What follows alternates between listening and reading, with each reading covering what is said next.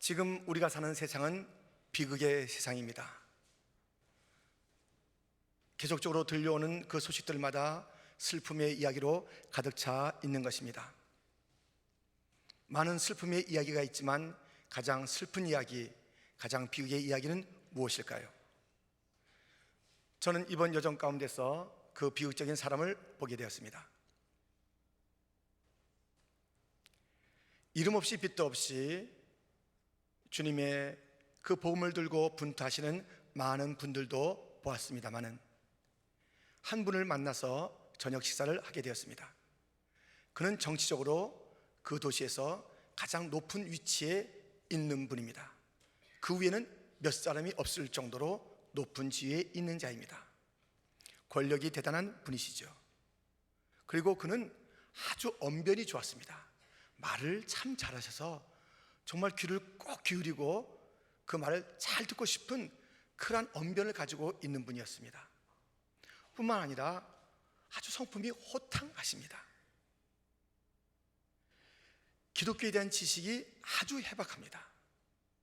그 종교 담당하는 그 일들을 오랫동안 했기 때문에 기독교에 대해서 굉장히 해박한 지식을 갖고 있었습니다. 헤어질 때 보니 그는 아주 좋은 차를 또한 갖고 있었습니다. 세상에 남 부러울 것이 없는 모든 것을 다 가진 자입니다. 인물도 좋았어요. 그러니 무엇이 부럽겠습니까? 그런데 너무 초라한 모습으로 가는 것을 보았습니다. 왜냐하면 그는 다 가졌으나 단 한 분 예수님을 갖고 있지 않았습니다. 예수님에 대한 많은 것은 알고 있었으나 예수님 없이 자기의 그 길을 가는 모습이 그렇게 초라하며 비극적일 수가 없었던 것입니다. 오늘 본문에도 그러한 자들이 등장합니다. 본문 12절에 그들이란 장로요, 대제사장이요, 서기관들이요, 이스라엘 백성 중에 지도자들입니다.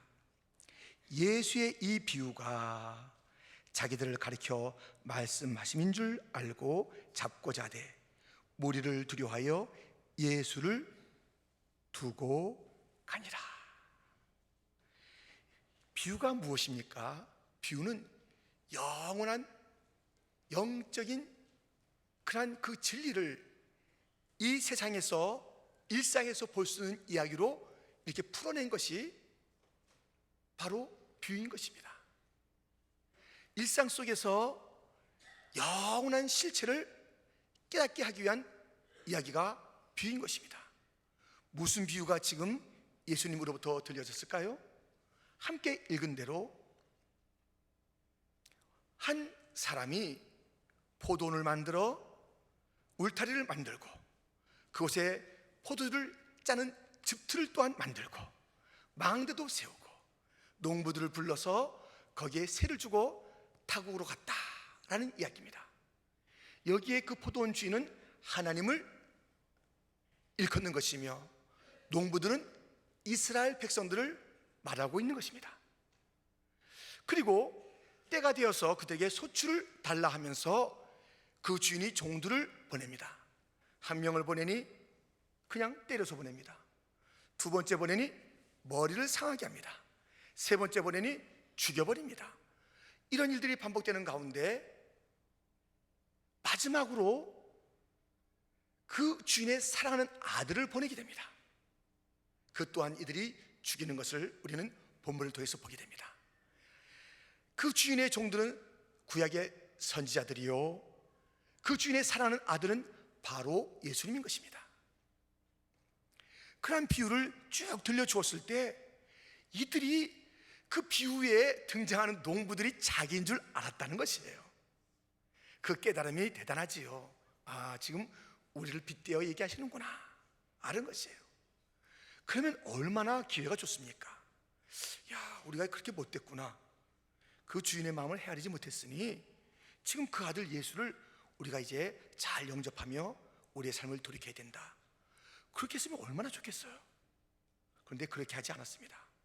지식은 알았으나 그 자기들의 이야기인 줄 말씀 속에서 깨달았으나 그들의 행동은 정반대로 그 예수를 두고 갔습니다. 얼마나 비극입니까? 아무리 많은 것을 깨달은들, 아무리 많은 것을 안들, 아무리 높은 지위에 있은들, 아무리 많은 것을 가진들, 예수 없으면 아무것도 아니에요. 예수님 두고 가면 아무것도 아니에요. 그게 인생의 비극이에요. 모든 우주의 중심은 예수며, 역사의 중심은 예수며, 내 삶의 중심은 예수입니다. 예수 없는 것은 아무것도 아닌데, 다른 것은 다 알고, 다른 것은 다 깨닫고, 다른 지위는 다 가졌으나 예수는 두고 가니라. 예수 없는 삶, 가장 비극입니다. 이러한 자들을 향한 우리 하나님 아버지의 그 쏟아붓는 것은 진멸인 것을 우리는 보게 됩니다. 여러분, 지금 한국에 이 메르스라는 그 바이러스가 살짝 퍼졌어요. 그죠? 지금 몇십 명 죽고 그 숫자가 작다는 것은 아닙니다. 또 많은 자들이 관리를 받고 있는 그 일입니다. 그런데 한국 전체가 공포에 떨며 정말 그 유령도시 같이 돼버린 것이에요. 관광객은 아무도 안 와요. 호텔마다 텅텅 빈 것이에요. 식당마다 누구도 찾아볼 수 없는 것이에요. 그 두려움 속에 휩싸여 있는 그러한 한국. 한국이 예수를 두고 산 것이에요. 한국의 정치가 수많은 자들이 예수 믿는다는 그 이름을 가지고 선거 때마다 교회 다니면서 나 예수 잘 믿는 것 아시죠? 성도들이 날 뽑아주세요. 그러나 그들은 예수 없는 정치를 하는 것이에요. 교회조차 예수 없는 교회가 얼마나 많은지 알 수 없을 정도로 예수를 잃어버렸을 때 주님께서 심히 붉게 여기시면서 자그마한 바이러스를 던졌더니 그렇게 온 나라가 쑥대밭이 된 것이에요. 본격적으로 진노하시고 진멸하시면 어떻게 하겠습니까? 우리 주님께서 그 농부들, 예수 없이 살아가는 자들에게 진멸하신다라는 그 말씀을 우리에게 들려주고 있습니다. 9절 말씀에 그 농부들을 진멸하고 이렇게 되어 있는 것입니다. 오늘 본문에는 예수를 두고 사는 인생들, 예수에 대한 것은 알고 있고 자기들이 누군지를 알고 있으나 정작 그 예수를 영접하지 않은 그 비난하는 인생들, 심판과 진멸을 자초하는 인생들만 있는 것이 아닙니다. 그 반대에 한 무리의 사람들이 등장하고 있습니다. 누군지 아십니까? 본문을 보세요. 9절 말씀에 포도원 주인이 어떻게 하겠느냐, 와서 그 농부들을 진멸하고 포도원을 다른 사람들에게 주니라. 다른 사람들이 등장하는 것이에요. 다른 사람들, 이 농부들과는 다른 사람들, 주인의 그 뜻에 순종하지 않고 자기 마음대로 사는 인생들, 그의 모든 종들마다 다 죽여버리고 그의 사랑하는 아들 그조차도 죽여버린 그 무지막지 않은 인생들, 자기들이 한 이야기인 줄 알면서도, 말씀의 자리에서 이것이 내 이야기인 줄 알면서도 정작 그 자리를 떠날 때는 예수를 놓고 가는 그 인생들, 그들만이 등장하는 것이 아니라 그들과는 전반대의 인생이 등장하고 있으니 다른 사람들이 그 농부를 대신한다는 것입니다. 구약의 이스라엘을 대신하는 다른 자들, 곧 이방인이요, 새 이스라엘이요, 교회요, 제자인 것입니다. 옛 이스라엘이 예수를 두고 가는 인생이라면, 예수를 버리고 사는 인생이라면 이들은 예수를 따르는 자들인 것입니다. 예수를 버리고 진멸받는 인생이 아니라 예수를 따르며 축복받는 인생이 오늘 본문에 등장하고 있는 것입니다. 과연 예수를 따른다는 삶은 무엇이며 그들이 받는 축복이 무엇인지를 우리가 말씀을 통해서 함께 살펴보고자 하는 것입니다. 예수를 따른 자의 삶의 특징은 첫 번째, 주어진 시간에 최선을 다하는 사람입니다. 오늘 본문 2절에 때가 이름에 이렇게 표현되어 있습니다. 그 주인이 농부들에게 모든 것을 만들어주고 맡기고 갔다가 이제 소출을 거둘 때가 됐습니다. 때가 이름에, 자, 지금이 그때다 하고 주인이 계산하고자 할 때에 이 예수를 따르지 않는 자들의 특징은 무엇이냐면 지금 때가 아니라는 것이에요. 지금 왜 이렇게 일찍 오셨어요? 지금 뭐 하신다는 것이에요? 당신도 누가 보냈는데요? 주인이 가라 그랬어요? 잘못 왔어요? 지금 그런 거 줄 때가 아닙니다. 이 예수를 버리고 사는 자들의 그 인생은 항상 시간마다 핑계가 있어요. 이건 아닙니다. 이때는 아닙니다. 나중에 다른 상황에서 좀 해봅시다. 항상 그래요. 예수를 따르는 자들은 그렇게 살지 않아요. 이 말씀 한번 들어보시겠습니까? 누가복음 9장 59절부터의 말씀입니다. 또 다른 사람에게 나를 따르라 하시니 그가 이르되 나로 먼저 가서 내 아버지를 장사하게 허락하옵소서. 이르시되 죽은 자들로 자기의 죽은 자들을 장사하게 하고 너는 가서 하나님의 나라를 전파하시고. 또 다른 사람이 이르되 주여 내가 주를 따르겠나이다마는 나로 먼저 내 가족을 작별하게 허락하소서. 예수께서 이르시되 손에 쟁기를 잡고 뒤를 돌아보는 자는 하나님의 나라에 합당하지 아니하니라 하시니라. 예수님께서 지금 나를 따르라고 부르는 자들이 핑계하는 것이에요. 따르겠다고 하는 자가 핑계하는 것이에요. 예, 나를 지금 부르시는군요. 근데 먼저 할 게 있습니다. 아시죠? 따르겠다고 나온 자가 예수님 제가 주를 따르겠습니다마는 먼저 할 게 있습니다. 이렇게 얘기해요. 합당하지 않다. 나를 따르는데 다른 것을 우선순위로 두는 것은 나를 따르는 것이 아니다. 아무리 그 밭을 가는 자가 능숙하게 발을 간다 할지라도 뒤를 바라보면서는 갈 수 없단다. 하나님의 나라를 따르는 자, 나를 따르는 자는 뒤를 바라보거나 다른 것을 우선하는 자들이 아니다. 분명히 해라. 나를 따르든가 아니면 돌아가든가. 따른다고 말한 자가 지금은 아니고요, 잠시 후입니다. 아니에요. 지금의 상황 속에서 최선을 다하는 것이 예수님을 따르는 자들의 특징이에요. 시간을 그렇게 써요. 보라 지금은 구원의 날이요, 보라 지금은 은혜의 날이로다. 지금이 중요하지 나중으로 미루는 자들이 아닙니다. 저는 선교 여행 이렇게 다니면서 우리의 예배가 그립지요. 얼마나 장엄하고 얼마나 참 웅장한 그 예배, 감격의 예배가 그립습니다. 그러면서 몇몇 예배를 드렸는데요, 이런 예배도 있었어요. 23년 전에 우리 교회가 알마티 퀸즈 장로교회를 선교지로 또 개척하여 세운 교회가 있습니다. 지금 예배를 2번 드리고 있어요. 주일에 일부 예배는 한인 교민들을 주로 대상으로 예배를 드립니다. 한인 교민들, 청년들이 있어요.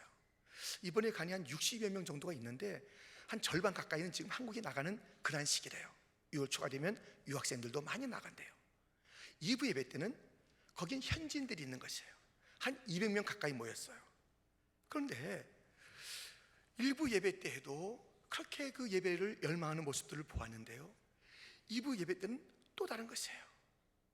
그 김관중 선교사님께서 한국말로 인도하시고 설교를 하게 되면 러시아어로 통역하는 것이에요.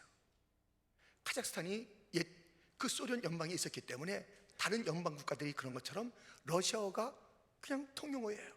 러시아어로 이렇게 이제 번역하고 통역해서 설교나 예배 상황을 이렇게 전해줍니다.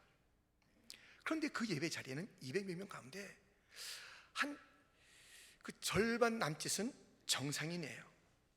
또 그 많은 사람들은 그 장애인들이에요.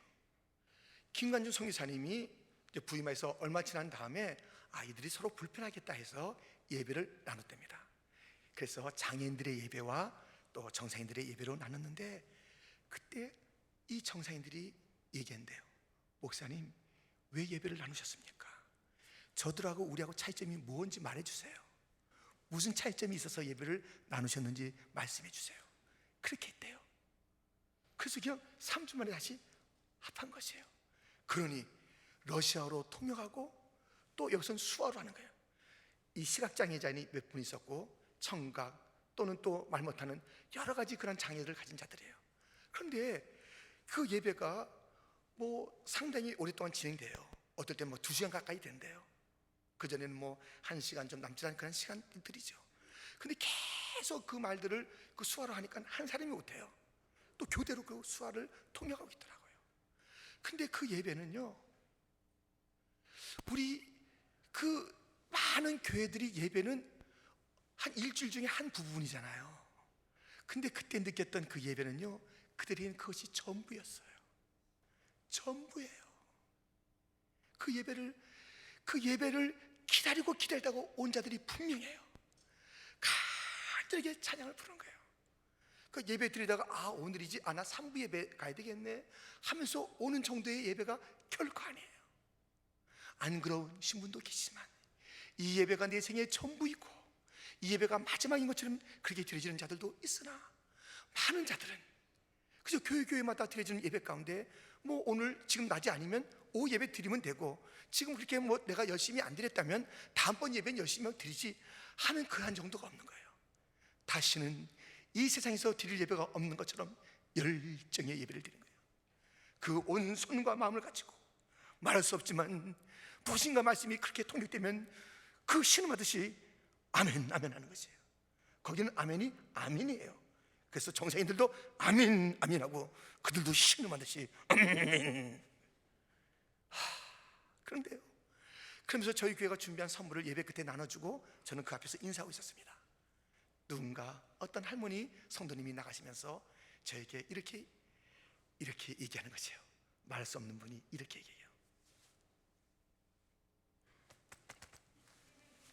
이렇게 얘기해요. 사랑을 내 가슴속에서 드립니다. 그만큼 위대한 운변이 어디 있을까요? 그들은 예배가 그 이상이에요. 하나님 앞에 드릴 것이 이 생명밖에 없어서 정말 더 안타까운 것처럼 생명을 쏟아붓는 예배가 거기에 있더라고요. 그 다음 날로 미루지 않아요. 여러분, 우리 이 예배를 다음 날로, 그 열정의 예배는 다음 날로 미루고, 오늘은 내가 컨디션이 좀 나쁘니까, 오늘은 좀 감정이 좀 상했으니까, 오늘은 마지못해 왔으니까 안 드릴 수는 없고, 그런 식으로 예배 드린다면 주님께서 차리신 예배는 결코 아닐 거예요. 우선순위가 그 예배에 있는 예배는 결코 아닐 거예요. 주님께서 나를 따르라고 하는 그 제자들의 예배는 아닐 거예요. 우리 예배는 지금 어떤가요? 생명을 쏟아붓는 예배인가요?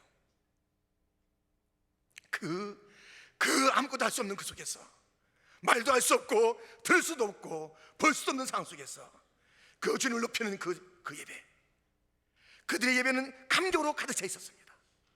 우리가 건성으로 드린 것 같고 아무리 봐도 그 안에 그 기쁨이 없는 것 같은 예배로 계속된다면 다음에는 좀 잘 들을 수 있겠지.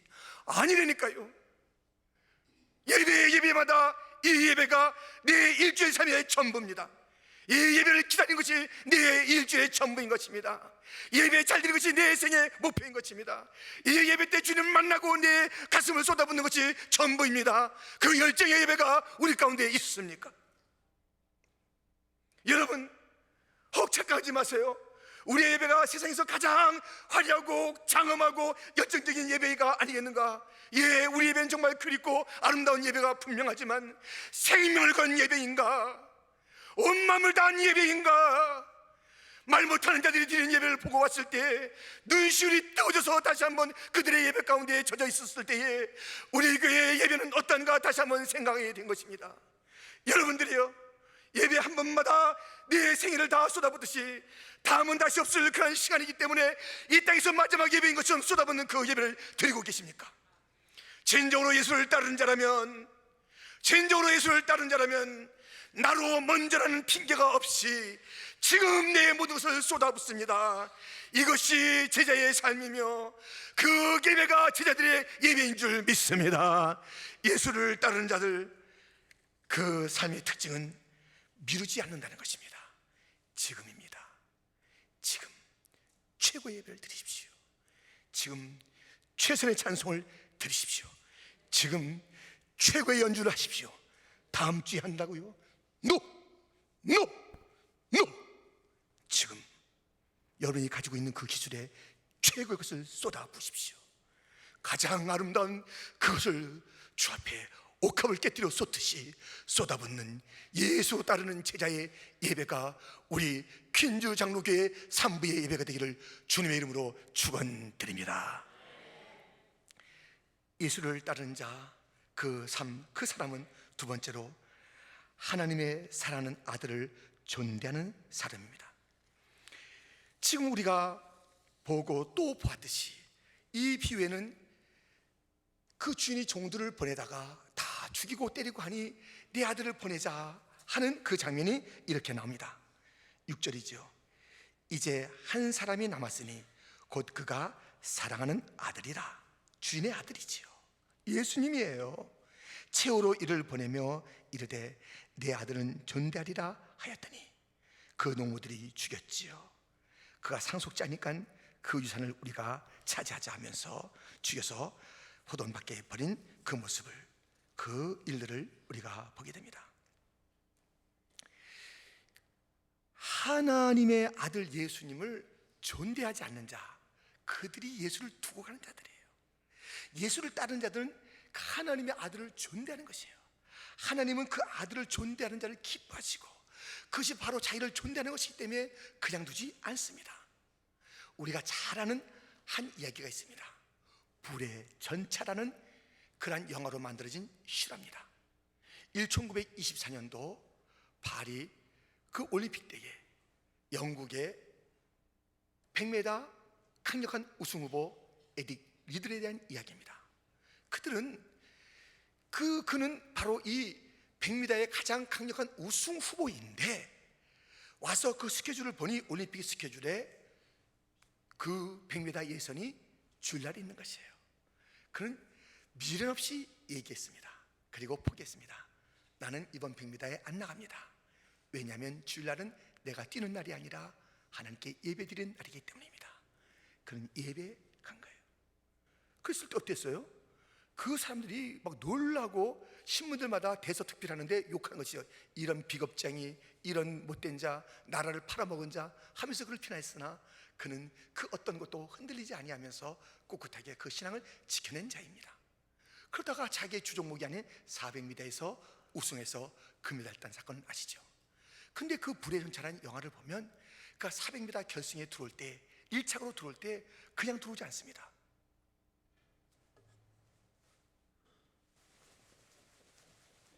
뭔가 하나 쥐고 있는 거예요. 종이 쪽지를 쥐고 있습니다. 무슨 종이 쪽지이길래 그가 그렇게 쥐고 달렸을 것이에요. 그가 400m 출발하기 전에 누군가 와서 준 종입니다.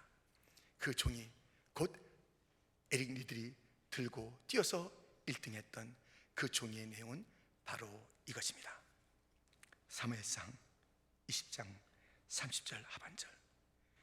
나를 존중히 여기는 자를 내가 존중히 여기고 나를 멸시하는 자를 내가 경멸하리라. 그 누군가 이 에릭 리들이 하나님을 높이는 것을 알았어요. 다시 한번 격려하기 위해서 자기의 주종목을 포기할 정도로 주님을 높인 그를 격려하기 위해서 이 글을 써서 그 쪽지를 주어졌을 때 그는 그것을 띄고 달린 것입니다. 마침내 주종목이 아닌 곳에서 우승해서 사람들이 인터뷰를 했을 때 어떻게 해서 여기에 우승할 수 있었다고 생각하십니까? 예, 그 400m의 첫 200m는 내가 최선을 다해서 뛰었습니다. 마지막 200m는 우리 하나님께서 나를 붙잡아 뛰게 했습니다. 주님께서 하신 것입니다. 여러분,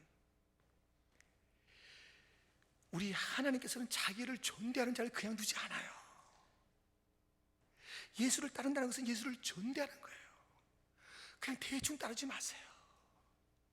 예수님을 존대하세요. 높이세요. 그 손에, 우리의 손에 정말 무엇이 쥐고 있나요? 주님이 나를 존대하는 자는 내가 존대해 주리라. 나를 경멸하는 자는 내가 또한 경멸하리라. 힘대로 갚으시는 주님의 그 말씀을 붙잡고 있습니까? 우리가 주님에 대한 태도가 어떻습니까? 진정으로 존대하는 그런 삶을 살고 있습니까? 그 최선을 다하는 그런 삶을 살고 있습니까? 주님을 높이는 그런 삶을 살고 있습니까? 이번에 그 선교하는 가운데 현지 지도자, 키르기스탄에서 하는 그런 현지 지도자 세미나가 있었어요. 근데 그것은 알마티에서 자동차로 한 7시간 반, 8시간 가는 거예요. 중간에 한번 갈아타고 이렇게 갔습니다. 근데 국경을 넘어야 되기 때문에 시간이 많이 걸려요. 그리고 또 쉬어야 되죠. 또 식사 한 번 했어요. 그 시간이 얼마나 많이 걸려요. 그리고 저는 그 자리에 갔고 많은 분들이 그렇게 온 것이에요. 그래서 제가 한번 물어봤습니다. 여기서 가장 멀리서 온 사람 한 분 손 들어보세요. 누구라고 생각하십니까? 누가 손 들어요? 그러니까 얼마나 걸렸습니까? 그러니까 이틀 걸렸대요, 오는데. 그래서 나와보시라고 해서 이제 몇 마디 묻고 그 러시아 말로 누가 통역해서 하는 거죠. 그렇게 했습니다. 2시간 걸려서 왔다는 것이에요. 그리고 자기들은 이제 여기서 이 말씀을 받은 다음에 그 IS가 있는 그런 곳으로 가서 그 선교를 하고 싶다는 거예요. 대단한 분들이잖아요. 그들은 허투루 살지 않아요. 말씀을 존중하는 거예요. 제가 너무너무 부족한 거 알잖아요. 제가 어떻게 무슨 세미나를 잘 인도하겠어요? 근데 저 자신도 뭐 10시간 넘어서 갔고 온 사람들이 다 그렇게 왔고 그 2시간 이틀 걸려서 왔고 또 이틀 걸려 간 다음에 이제 받은 말씀을 가지고 더 위험한 곳으로 가는 것이 소원이에요. 왜냐하면 그곳에도 주님을 인정하는 일들이 있어야 되기 때문에 가겠다는 것이에요. 말씀을 존중하고자 모인 자들. 그러니까 뭐 주님 그냥 돌려보낼 수가 없습니다. 주님 막대 같은 자입니다. 그렇게 수시간 달려왔고 이틀 걸려서 온 자들이 그렇게 질비한 이곳입니다. 저들이 어떻게 그냥 할 수 있겠습니까? 주님 좀 사용해 달라고, 주님 불 내려달라고, 입술에 불 좀 내려달라고, 이 가슴에 불 좀 달라고, 그래서 하늘의 불을 좀 저들이 가져갈 수 있도록 주여 도와달라고 기도하지 않을 수가 없었던 것이에요. 주님을 존대한 자는 말씀을 존대하는 것이에요. 예수님을 존대하는 것이에요. 하나님을 존대하는 것이에요. 우리 주님께서 얘기하지 않겠습니까? 하늘아 보아라, 땅아 보아라, 천군과 천사야 보아라, 온 땅을 두루 바라보라. 나를 존대하는 무리가 여기 있느니라. 내가 퀸즈 장로교의 산부 예배를 가봤느냐? 나를 존대하는 자들 진정으로 만나봤느냐? 나를 존대하는 것이 무엇인지 네가 봤느냐? 하늘아 땅아 나를 존대하는 자를 바라보라. 주님께서 그를 존대하는 자를 존대케 하시는 것입니다. 주님을 경멸하지 마세요. 예수님을 경멸하지 마세요. 말씀을 경멸하지 마세요. 말씀을 들어도 예수를 두고 가는 자들이 있습니다. 이것이 나에 대한 말씀이라고 얘기를 하고 있지 않습니까? 그런데 정작 예수를 두고 가는 예수 없는 삶이 얼마나 많은지 아십니까? 예수를 경멸하는 것이에요. 예수는 우리의 전부입니다. 예수 없는 것은 아무것도 아닙니다. 예수를 내 삶의 중심에 두고 가야 합니다. 예수를 진정으로 따라야 하는 것입니다. 말씀에 순종해야 하는 것입니다. 그 예수님을 앙망해야 되는 것입니다. 그를 보낸 그 주님을 앙망하는 길은 예수를 따르는 것이요, 그 예수에게 부여된 하나님의 사랑이 내게도 있기를 원한다면 예수를 사랑하십시오. 그러면 하나님의 사랑이 뜨겁게 부어질 줄 믿습니다. 예수는 하늘의 유업을 가진 상속자이십니다. 그 상속을 나의 것으로 갖기를 원하십니까? 예수를 밀어내고 내가 그 상속을 갖겠다, 아닙니다. 상속 대신 진멸이 있습니다. 예수가 받는 상속을 나의 동일한 상속으로 받기를 원한다면 상속자 예수를 내 삶에 모십시오. 예수. 그 예수를 따른다는 것은 그를 존중한다는 것이고 그의 말씀을 존중한다는 것입니다. 세 번째로, 누가 예수를 따르는 사람인가? 부활의 신앙을 가지고 놀라며 사는 사람입니다. 지금 우리 예수님께서는 이 비유의 끝에 이렇게 말씀하시는 것이에요. 지금 그 농부들이 사랑하는 아들 예수님을 잡아 죽여 버렸잖아요. 그 이야기가 시편에 나오는 이야기며 또 곧 이루어질 그 일들이라고 말씀하시는데 10절 11절 말씀에 이렇게 되어 있습니다. 너희가 성경에 시편 118편에 나오는 그 이야기입니다. 건축자들이 버린 돌이 모퉁이의 머릿돌이 되었나니 이것은 주로 말미암아 된 것이요 우리 눈에 놀랍도다 함을 읽어보지도 못하였느냐 하시니라. 지금 이 농부들이 주인의 사랑하는 아들을 죽인 그것은 건축자들이 돌을 버린 것 같은, 죽여버린 거예요. 십자가 사건이에요. 근데 그 버린 돌이 다시 모퉁이의 머릿돌, 가장 요긴한 곳에 쓰임받는 것이에요. 그 위에 생명이 있고 평화가 있고 능력이 있고 축복이 있는 그 일이 그 예수로부터 다시 세워진다는 것이에요. 바로 이것이 무엇이냐면 예수님의 십자가와 부활에 대한 이야기인데, 이 모든 이 부활의 놀라운 그 일들이 주로 말미암아 된 것이기 때문에 그것을 보는 자가 놀랍고 경이롭고 감탄하고 감격하는 것, 이것이 예수를 따르는 자들의 삶의 특징이에요. 부활신앙, 버려진 돌이 모퉁이의 돌이 된다. 죽으신 예수가 3일 만에 살아난다. 죽은 예수가 3일 만에 살아난다. 주님이 다시 살아나시는 그 부활신앙. 기독교는 십자가에서 끝나는 종교가 아닙니다. 기독교는 하루, 이틀, 사흘 되면 그 죽음이 부활이 되고 그 절망이 소망이 되며 그 눈물이 기쁨이 되는 것이 기독교인 것입니다. 예수를 따른 자는 그것을 본다는 것입니다. 하나님 아버지가 이를 이루신다는 것입니다. 십자가에 죽어진 예수 같고 사람들이 승리한 것 같은 그 일들이지만 하나님께서는 그 죽으신 예수를 일으키시며 결코 그 무덤이 그를 가질 수가 없고 돌이 그를 막을 수가 없으니 그 예수는 다시 부활한다는 것입니다. 부활 신앙을 바라보는데 눈이 놀라야 된다는 것이에요. 경이로움이 있어야 된다는 것이에요. 우리는 이 경이로움을 잃어버렸어요. 부활 신앙을 얘기해 다 하지요. 누가 어느 누구 여기 한 사람 다 물어보세요. 예수님 죽으신 거 알아요? 알지요? 믿으세요? 믿습니다. 부활하셨지요? 네, 잘 알지요? 3일 만에 부활했습니다. 다 그럽니다.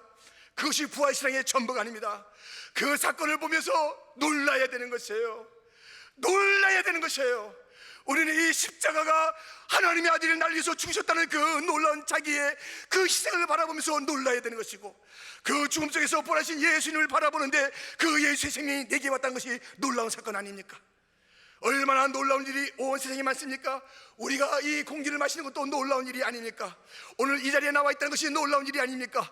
오늘도 새날을 맞았다는 것이 놀라운 일이 아닙니까? 오늘도 해가 떠졌다는 것이 놀라운 일이 아닙니까? 놀라운 일이 얼마나 많습니까? 그렇습니다. 연어들은 강에서 태어나서 바다에서 삽니다. 그러다가 죽을 때가 되면 반드시 영리에서 자기가 태어난 곳으로 간다는 것이에요. 가는 길에 그 물들이 역류합니다. 가는 길에 곰이 기다리고 있습니다. 그 낚시꾼들이 기다리고 있습니다. 그러나 그는 가는 거예요. 그 놀라운 그것을 보는 것이에요. 여러분들 그걸 볼 수 있어요. 그것을 기록하는 그런 화면들도 많이 있어요. 아시잖아요. 보세요. 그리고 우리는 놀랍니다. 놀랍니다. 이야, 저렇게 거꾸로 올라가서 자기의 고향에서 죽는다니. 우리는 놀랍니다. 철새들이 수천 킬로를 날아가는데 정확하게 자기의 장소 가는 거예요. 정확하게 자기의 장소로 가면서 놀라는 것이에요. 여러분, 그런 것을 보면서 놀라지 않습니까? 놀라야 하는 것이에요. 또 놀라야 합니다. 나 같은 죄인이 용서함 받아서 주 앞에 옳다함 받는 것이 놀라운 일이며, 나 같은 자가 우리 주님 계신 그 본향에 들어갈 수 있다는 것이 얼마나 놀랍습니까? 그 일을 이루신 예수님 바라보면서 얼마나 놀랍습니까? 놀라야 되는 것 아닙니까? 신앙은 놀라는 것입니다. 신앙은 놀라는 것이고 감격하는 것입니다. 여러분, 감격 없이 부르는 찬송은 찬송이 아닙니다. 감격 없이 연주하는 것은 연주가 아닙니다. 감격 없는 예배는 예배가 아닙니다. 예수 두고 연주하지 마십시오. 예수 두고 찬송하지 마십시오. 예수 두고 예배드리지 마십시오. 예수를 진정으로 따른 자라면 놀람이 있는 것입니다. 부활의 감격이 있는 것입니다. 모든 저주를 다 이길 수 있는 승리의 함성이 그 가운데 있는 것입니다. 여러분이 따르는 예수는 누구십니까? 한 사람은 이렇게 고백했습니다. 예수님은 누구신가? 우는 자의 위로와 없는 자의 풍성이며 천한 자의 높음과 잡힌 자의 노임되고 우리 기쁨 대신에. 예수님은 누구신가? 약한 자의 강함과 눈먼 자의 빛이시며 병든 자의 고침과 죽은 자의 부활되고 우리 생명 대신에. 여러분의 예수, 나의 예수는 누구십니까? 이 예수가 맞다면 함께 찬양합시다. 예수님은 누구신가? 추한 자의 정함과 죽을 자의 생명이며 죄인들의 중보와 멸망자의 구원되고 우리 평화 되시네. 예수님은 누구신가? 온 교회의 머리와 온 세상의 구주시며 모든 왕의 왕이요 심판하실 주님 되고 우리 영광 예수님은 영광을 받으시기를 기뻐하십니다.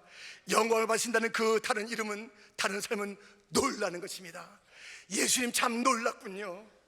예수님 참 놀라우세요. 나를 이렇게 사랑하세요. 나를 이렇게 위로해 주세요. 나를 이렇게 붙잡아 주세요. 나를 이렇게 고쳐주세요. 우리 가정을 이렇게 회복시켜주세요. 우리 교회를 이렇게 인도하세요. 우리 민족을 이렇게 아직까지 버리지 않으세요. 놀랍습니다. 예수여, 예수여, 놀랍습니다. 이 예수를 보내신 하나님 아버지여, 찬양합니다. 찬양합니다. 호세아서는 이렇게 우리에게 일러주고 있습니다. 호세아 6장 1절로 2절 말씀을 우리 한번 같이 봉독하겠습니다. 오라, 우리가 여호와께로 돌아가자. 여호와께서 우리를 찢으셨으나 도로 낫게 하실 것이요, 우리를 치셨으나 싸매어 주실 것임이라.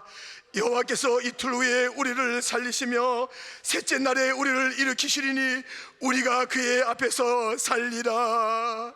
우리가 어떠한 처지와 형편이 들지 여호와께서 우리를 다시 살려줄 것입니다. 여러분, 낙심하지 마십시오. 3일이면 됩니다. 3일만 참으면 됩니다. 포기하지 마십시오. 포기하지 마십시오. 하나님은 그 아들 예수를 통해서 우리를 살려주십니다. 그러므로 우리는 놀라고 놀라는 삶을 살아야 되는 것 아닙니까? 다 끝나는 것 같은 것이 다시 살아나는 것입니다. 잃었던 것이 다시 오게 되는 것입니다. 나의 이 저주가 변하여 주님의 축복이 되는 것입니다. 나의 이 더러움이 변하여 깨끗함이 되는 것입니다. 놀라야 되는 것 아닙니까? 예수를 따르다가 우리는 계속 놀라고 감격해서 이 찬송을 멈출 수 없는 것, 그것이 예수 제자의 삶인 것입니다. 억지로의 찬송을 쥐어짜듯 하라고 하는 것이 그게 찬송이 아니라 어찌할 수 없어서, 주체할 수 없어서 자나깨나 찬송하며 거르나서나 찬송하며 웬 말인가 웬 은혜인가 나 같은 벌레 같은 인생을 구원해 주신 그 주님의 사랑 놀랍습니다. 인하신 구세주여, 내 말 들으사 죄 노하실 때 날 부르소서. 주여, 만세반석 열리니 내가 들어갑니다.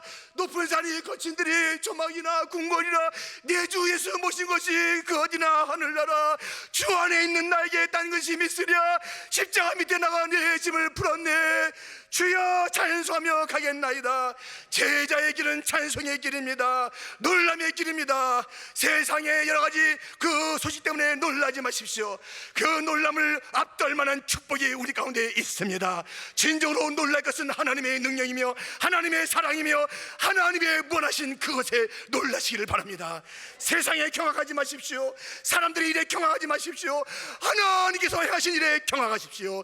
놀라고 또 놀라시고 찬양하고 또 찬양하는 것, 그것이 예수 따르는 제자의 길인 것입니다. 인생의 방향은 둘 중에 하나입니다. 예수를 버려두고 가든가 예수를 따라가든가. 예수를 버리고 가는 인생이 될 수 있고 예수를 따르는 인생이 될 수 있습니다. 중간에 머무는 것은 없습니다. 잠시 멈칫할 것은 있을 것 같아도 한 방향으로 가야 한다니까요. 예수를 버리고 가는 길, 예수 따라가는 길 결단하십시오.